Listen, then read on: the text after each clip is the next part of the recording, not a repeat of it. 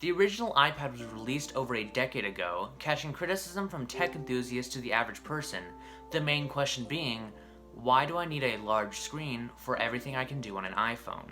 But this iPad now is a key moment in tech history, as nowadays, iPads are used everywhere for everything, from a college student's notebook to your grandma's reading tablet. In this week's video, we are going to be taking a deep dive into what started the evolution of the iPad, which went from a tablet that was known as the large iPhone to something that is now used as an average computer. The original iPad has many distinct features that are only on this first generation of the tablet. The tablet has flat edges on all sides, which I believe is a great feature for this iPad because of the ports around it.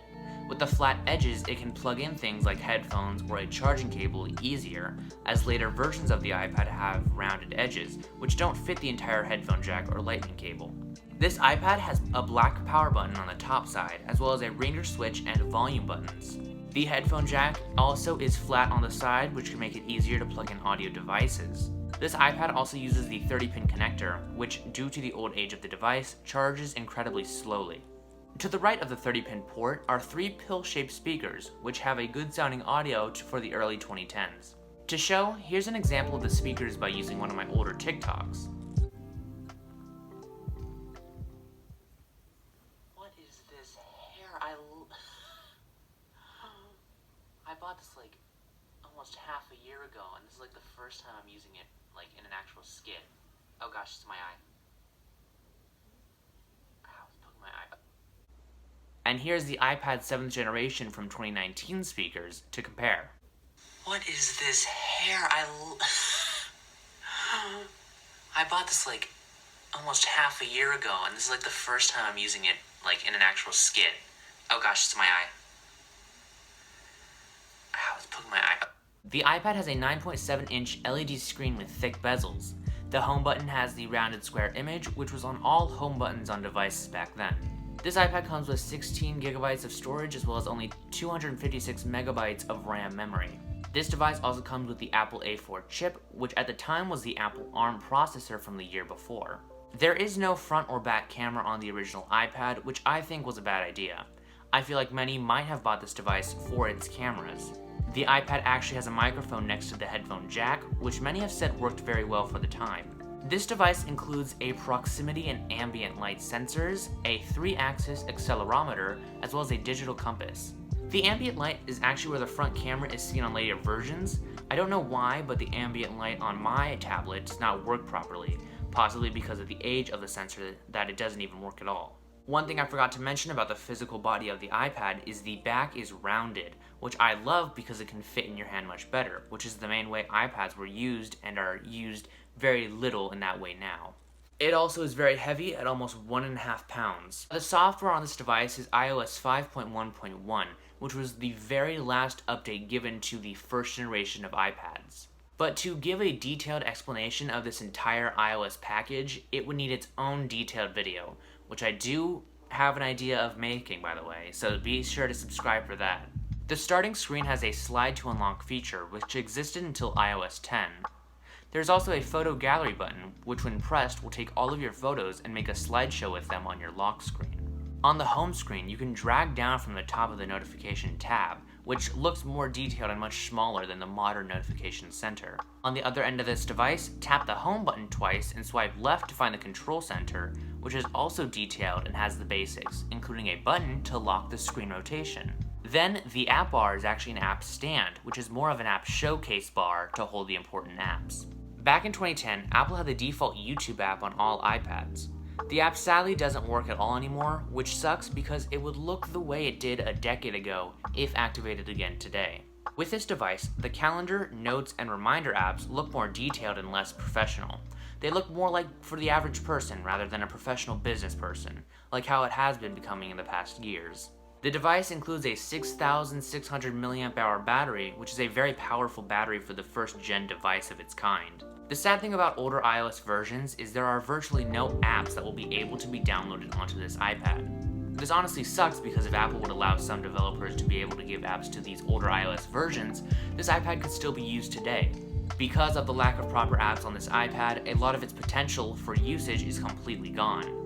While there are still some parts of this device that may be worth your money and time, the lack of apps loses a lot of its valuability. If we compare the iPads of today to the first generation of its kind, there are complete differences. First, the bezels on the original iPad are much thicker than those of today. Another thing is the home button, as many of the newer models do not have the home button of any variant at all. Also, the flat sides are one of a kind in this generation, as every other iPad after this one has rounded sides. Another difference is the internal hardware. Current iPads are so much more powerful than this device. It's unbelievable that only 12 years ago this was the newest thing. With that said, the software is much more powerful as well as more versatile than it was in iOS 5. This includes actually being able to download more apps than this iPad can. Also, later variations of the iPad have Lightning and USB-C ports for charging, which are much easier to use than the old 30-pin connectors used in a lot of older Apple devices. And newer iPads have better speakers, mainly because they added more than the 3-pill-shaped speaker outlets. In all honesty, this piece of technology doesn't stand a chance against the newest versions of itself, but it still holds elegance and purpose, being the original. Its design and how it's the first of its design is elegance in of itself, but what makes it so much better is that even though we may not get the ability to download apps on this device anymore, it still has a bit of use as a notepad or a calendar or even a collector's item. It's such a delicate and intricate device that by the standards of 2010 was such a complex device, people criticized it, not knowing its impact on the world in the near future. This was also Steve Jobs' last major creation, which defines itself in productivity and everyday use. Even right now, I am both writing this script out and editing this video on the same iPad from 2019, 7 generations after the original came out. Apple has branched the iPad into many more iterations, including the iPad mini, the iPad Air, and the iPad Pro, with the normal iPad still being updated to this day. This device has impacted the future generation in more ways than we can fathom, and it all started from this original iPad. This iPad was actually my grandfather's iPad, and now, after 12 years of use, is still such an elegant device that is frozen in time, showing what it was like a decade ago for older Apple devices. The impact this device has on the masses is almost unmeasurable. While it was heavily criticized in the beginning of its life, almost everyone today uses an iPad for daily use. It is the leading tablet of its kind and also one of the most popular portable computers in history. This product has actually been part of my life for a long time because since 2012 I used an iPad 2, an iPad 4, and an iPad 7. And I used it for a plethora of things like video games, YouTube, school, and even work. And obviously by work I mean YouTube. I feel like this device can still be used slightly in 2022, but because of the lack of apps, it's only good as a collector's item. If I ever had to rate this iPad out of 10 of usability, it'd probably be a 4 out of 10. But if, let's say, I had to buy it for $60 off of back market, I would definitely do that without a heartbeat. Because of the elegance and history that this iPad has, it's almost impossible for me to, ignore it.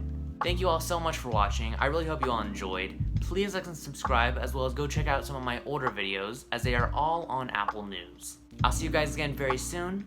Follow my TikTok, subscribe to my YouTube channel. I'll see you in another video. Bye.